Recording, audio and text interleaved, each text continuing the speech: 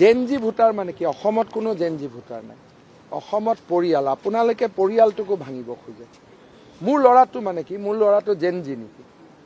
মোৰ ল'ৰাটো দেউতাক মাকৰ এজন মৰমৰ সন্তান। আমাৰ পৰিয়ালত আলোচনা কৰি ভোট হয়। জেনজি ফেনজি ইয়াত নচলে।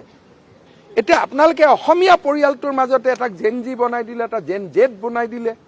কি কনচেপ্ট আপোনালোকৰ মূৰত আহিলে মই নাজানো। আপোনাৰ দেউতা মাই নিবিচাৰা কাম এটা আপুনি কৰিব পাৰে নেকি? বিয়া বাৰু কৰোৱাৰ পিছতো যদি বয়সস্থ দেউতা মোৰ 80 বছৰীয়া, ল'ৰাজন ইতিমধ্যে সাইণ্টিষ্ট, তাকো যদি দেউতাকে কয় বাবা ভোটটো কিন্তু এফালেহে দিবি দেই, ল'ৰাজনে বাপেকৰ কথা ইয়াত মানি লয়। সেইকাৰণে অসমীয়া সমাজখনক আপোনালোকে কিবা জেনজি বনালে, জেন জেড বনালে, জেন ৱাই বনালে, এইবিলাকতো মই জীৱনত কেতিয়াও নুশুনা কথা। মোৰ ল'ৰা দুটাই ৰাতিপুৱা সুধিছে যে পাপা কাক ভোট দিব লাগিব।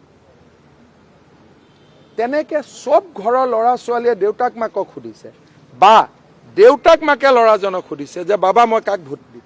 এখন ঘৰতে দুটা ভোট নহয়, কলেজৰ ইলেকশ্যনতহে এইটো হয়।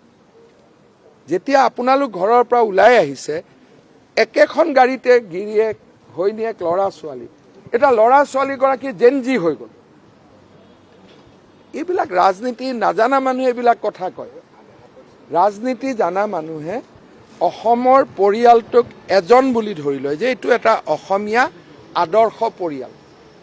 জেনজি ক'ত হয়? বাংলাদেশত হয়। জেনজি ক'ত হয়? নেপাল হয়। য'ত পৰিয়ালৰ কনচেপ্ট নাই।